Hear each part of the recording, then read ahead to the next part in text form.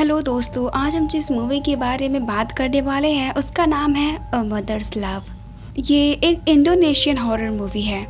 Film के starting scene में हम मारूनी नाम की एक लड़की को देखते हैं। उसे काम मिला है एक बहुत बड़े अबांडन हाउस को क्लीन करने का, और वो भी 3 दिन के अंदर। घर के ओनर सालों बाद इस घर में वापस आ रहे हैं, तो जितना जल्दी हो सके उतना अच्छा है। इस काम के लिए मारूनी को अच्छे खासे पैसे मिल रहे थे, तो वो उसी दिन से काम में लग जाती है।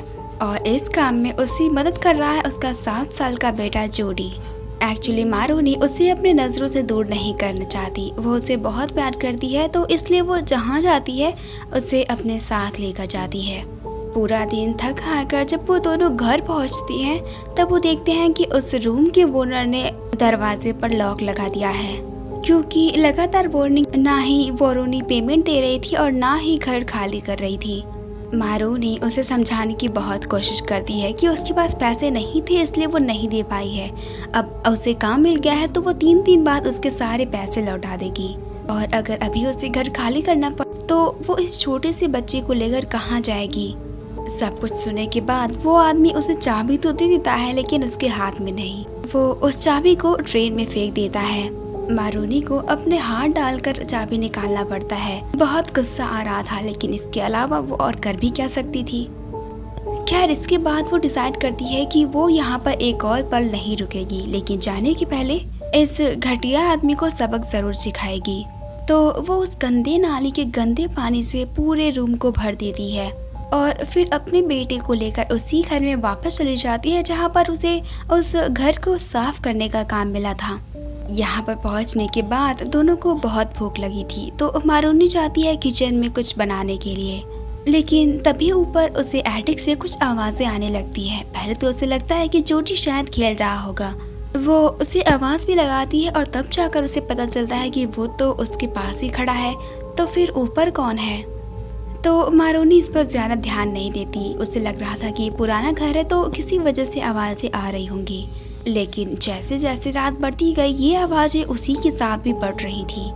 धीरे धीरे मारूनी को लग रहा था कि ऊपर जैसे कोई इंसान चल रहा हो। मारूनी को तो नींद ही नहीं आ रही थी इस आवाज़ से, तो वो फाइनली चेक करने के लिए ऊपर एटिक में जाती है। वहाँ एटिक के कॉर्नर में जहाँ अंधेरा था, वहाँ पर उसे छोटे छोटे बच्चे दिखते हैं, जो कि बिल्कुल किसी घोस्ट की तरह दिख रहे थे। डर से मारूनी की हालत खराब हो जाती।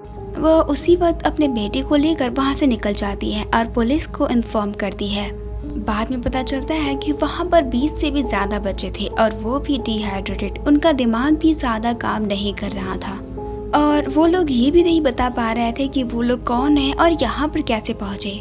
पुलिस को एटिक में हर जगह ह्यूमन पोप दिखता है, जो कि एक्चुअली उन बच्चों का खाना था। भूख लगती थी तो वो लोग अपना ही पोप खाते थे। ये हादसा बहुत ही ज़्यादा अजीब था, तो ऑब्वियसली इस केस को लेकर पूरे शहर में बातें होने लगी थी। सबको जानना था कि किडनैपर कौन। बात ये थी कि पुलिस को पता चलता है कि उन बच्चों में से एक बच्चे का पेरेंट्स इन हवेली के मालिक थे। सालों पहले उस बच्चे के गुम हो जाने के कारण वो लोग कहीं और शिफ्ट कर गए थे। उन्हें क्या ही पता था कि उनका बेटा उसी घर में है। वहीं दूसरी तरफ हम मारूनी को देखते हैं। उसे उस काम से जो पैसे मिले थे, उससे उसने एक नया घर रेंट पर लिया है और वो जोडी के साथ वहाँ पर शिफ्ट हो रही है। उसे उस केस से कोई लेना देना नहीं है, ना ही वो रखना चाहती है। इवन उस दिन उसने कैमरे में भी अपना मुँह छिपा लिया था, क्योंकि वो नहीं चाहती कि किसी को पता चले कि वो कहाँ पर है। उसे डर है कि उसका हस्बैंड उसके बेटे को उससे छीन लेगा।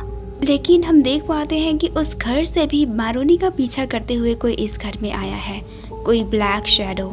अब उसी रात एक हादसा होता है। मारूनी सो रही थी, लेकिन किसी के बुलाने से उसकी नींद टूट जाती है। उसे लगता है कि जोडी है, लेकिन असल में उसके रूम में बहुत सारे छोटे छोटे बच्चों के स्पिरिट्स खड़ी थी, बिल्कुल उस एटिक वाले बच्चों की तरह, जो उसके जागने के साथ साथ ही गायब हो जाती हैं। मारूनी भी बहुत कोशिश कर रही थी अपने बच्चे को खुश रखने की, लेकिन वो ऐसा नहीं कर पा रही थी। जोडी स्कूल जाना चाहता था, बाकी बच्चों की तरह दोस्त बनाना चाहता था, लेकिन मारूनी के पास इतने पैसे कहाँ कि वो उसे स्कूल भेज सके।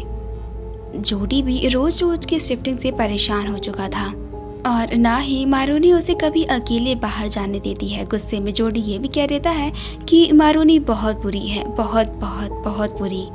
ये सुनकर मारूनी को बहुत गुस्सा आता है, तो वो अपने बेटे को बाथरूम में बंद कर देती है, लेकिन ज़्यादा देर के लिए नहीं। कुछ ही देर बाद उसे अपनी गलती का एहसास हो जाता है, तो वो जोडी को बाहर लाती है और उसे समझाती है। लेकिन इसके साथ साथ ही घर का माहौल बहुत तेजी से बिगड़ने लग रहा था।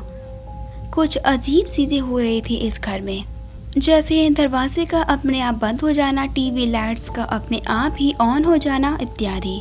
एक दिन ऐसे ही डिनर करते वक्त टीवी पर न्यूज चल रही थी उस एटिक वाले केस को लेकर। एक स्पिरिचुअलिस्ट पैरानॉर्मल एक्सपर्ट मिस्टर रहमत का कहना था उन बच्चों को किडनैप एक स्पिरिट ने किया है। ये एक औरत की आत्मा है जिसने सुसाइड कर ली थी, जो कि कभी मां नहीं बन पाई थी। उन बच्चों से कुछ सवाल पूछने के बाद भी पुलिस को कुछ ऐसा ही जवाब मिला था। उनका कहना था कि उन्हें एक ऐसी लेडी ने किडनैप किया है जिनके विंग से वो लोग उड़कर यहाँ पर आए थे। लेकिन इन सब चीजों में मारूनी का कोई इंटरेस्ट नहीं था, तो वो टीवी ऑफ कर देती है। ठीक उसी वक्त मारूनी देखती है कि पूरे रूम में उसका खाना इधर उधर पड़ा हुआ था। बस बहुत हुआ, मारूनी खुद को और कंट्रोल नहीं कर पाती। उसके पास लास्ट जो भी पैसे बचे थे उसी से उसने ये खाना खरीदा था और जोडी ने ये सब भी खराब कर दिया। वो जोडी को बहुत डांटती है, जबकि जोडी बार बार कह रहा था कि उसने ये सब नहीं किया क्योंकि वो तो बाथरूम में था। लेकिन अगले दिन भी एक और हादसा होता है। मारूनी ने जल्द ही लॉन्ड्री बिजनेस स्टार्ट किया था। वो अपने नेबर्स के कपड़े लाकर अपने घर में धोती थी, ये सोचकर कि इससे जो पैसे मिलेंगे उससे वो जोडी को स्कूल में एडमिशन दिला पाएगी। पूरा दिन उससे बहुत मेहनत करना, जो कि वो सिर्फ और सिर्फ अपने बेटे के लिए कर रही थी। लेकिन वो एक दिन नोटिस करती है कि कपड़े पर कीचड़ के दाग लगे हैं। जब वो जोडी से इस बारे में बात करती है तो वो तो मना कर देता है कि उसने ऐसा कुछ भी नहीं किया है। तो अगले दिन से मारूनी अपने फ़ोन का कैमरा ऑन करके खिड़की के सामने रख देती है, जिससे उसे पता चल जाए कि ये सब कौन कर रहा है। लेकिन उसे पता चलता है कि ये सब जोडी कर रहा है। मारूनी को जोडी पर बहुत गुस्सा आता है, आखिर ये सब तो वो उसके लिए ही कर रही है, तो वो गुस्से में उसे थप्पड़ मारती है। मारूनी बहुत गुस्से में थी, तो वो इस बार घर से निकल जाए और इस बार जोडी भी उसके साथ नहीं था। मारूनी जहाँ पर रुकती है वहाँ पर टीवी में वही स्पिरिचुअलिस्ट मिस्टर रहमान का इंटरव्यू चल रहा था। उस दिन मारूनी ने इसके बारे में पूरा नहीं सुना था, तो वो आज सुनती है। उसे पता चलता है कि वीवी बच्चों से बहुत प्यार करती है। जिंदा रहने तक तो उसे ये सब नसीब नहीं हुआ, इसलिए मरने के बाद वो बच्चों को अपने पास रखने की पूरी कोशिश करती है। लेकिन वो उन्हें प्रॉपर फूड नहीं दे पाती, खाली पेट ही बच्चों को मरना पड़ता है और वीवी उनकी बॉडीज को खा जाती है। और उस एटिक में शायद यही हुआ था, क्योंकि उन बच्चों का कहना था कि कुछ और भी बच्चे उनके साथ थे, लेकिन जब वो पुलिस को मिले थे तो उनमें से कुछ बच्चे गायब थे और उनकी बॉडी भी नहीं थी। मारूनी को यहाँ पर यह भी पता चलता है कि वीवी सभी बच्चों को नहीं उठाती, वो सिर्फ उन्हीं बच्चे को अपने पास ले जाती है जिनके पेरेंट्स उनसे बात नहीं करते, उनसे प्यार नहीं करते। बिल्कुल जैसे ही अभी जोडी की हालत है। जैसे ही मारूनी की ये बात एहसास होता है तो वो तुरंत अपने घर की तरफ निकल जाती है। लेकिन जो होना था वो हो चुका है, जोडी ऑलरेडी गायब हो चुका है। वीवी उसे अपने साथ ले जा चुकी थी। मारूनी को दिखते हैं सिर्फ वो बच्चे जो टीवी की तरफ इशारा कर रहे थे और टीवी पर चल रहा था न्यूज़, जिसे देखकर मारूनी को बहुत बड़ा झटका लगता है। दरअसल उस घर से मारूनी अकेली ही मिली थी पुलिस को। जोडी उसके साथ नहीं था, क्योंकि उसकी मौत तो बहुत पहले ही हो चुकी थी उसके डैड के साथ एक कार एक्सीडेंट में। मारूनी रियलिटी को एक्सेप्ट नहीं कर पा रही थी और यही वजह है कि जोडी अभी भी उसके दिमाग में जिंदा था। और शायद यही वजह है कि जोडी किसी और को दिखाई नहीं दे रहा था, इसलिए जब वो उससे बात करती थी तो बाकी के लोग उसे अजीब तरह। फाइनली जब वो वीडियो फिर से चेक करती है तो वहाँ पर वो खुद थी, जोडी नहीं, कपड़े को गंदा करते वक्त। मारूनी को लगने लगता है कि वो खुद बीमार है और जोडी मर चुका है। मारूनी उसी रात जाकर खुद को एक मेंटल असाइलम एडमिट कर लेती है। शायद बाकी की लाइफ वो यहीं पर बिताने वाली है, लेकिन किस्मत को कुछ और ही मंजूर था। कुछ दिन बाद उसे वही पैरानॉर्मल एक्सपर्ट अपने हॉस्पिटल में दिखते हैं। वो यहाँ के एक डॉक्टर के पिता है। वो जो भी कहते हैं सोच समझ कर कहते हैं, यानी कि वो एरिक वाली बात भी सच थी। तो मारूनी उसी वक्त भागती है उनसे बात करने के लिए और उनसे उसे जो पता चलता है उसे दूसरा झटका लगता है।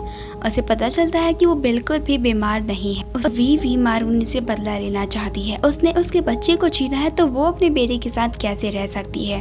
फाइनली मारूनी को खुद पर भरोसा हो जाता है। उसने जो पहले देखा वही सच था। वीवी ने उसे जो दिखाया वो नहीं। वीवी शुरू से ही दोनों के बीच में झगड़ा करना चाहती थी। मारूनी को लग रहा था कि जोडी उसके सारी मेहनत पर पानी फेर रहा है, लेकिन वाकई में वो सब वीवी कर रही थी, जोडी नहीं। अभी जब मारूनी को सब कुछ पता चल गया है तो वो भागती है अपने बेटे को बचाने के लिए। उसने खुद ही खुद को एडमिट किया था, तो उसके अंदर पागल के कोई सिम्टम्स नहीं थे, तो उसे बाहर जाने से भी कोई नहीं रोकता। अब उसी रात वो पहुंच जाती है उस एटिक में जहां पर सब कुछ शुरू हुआ था।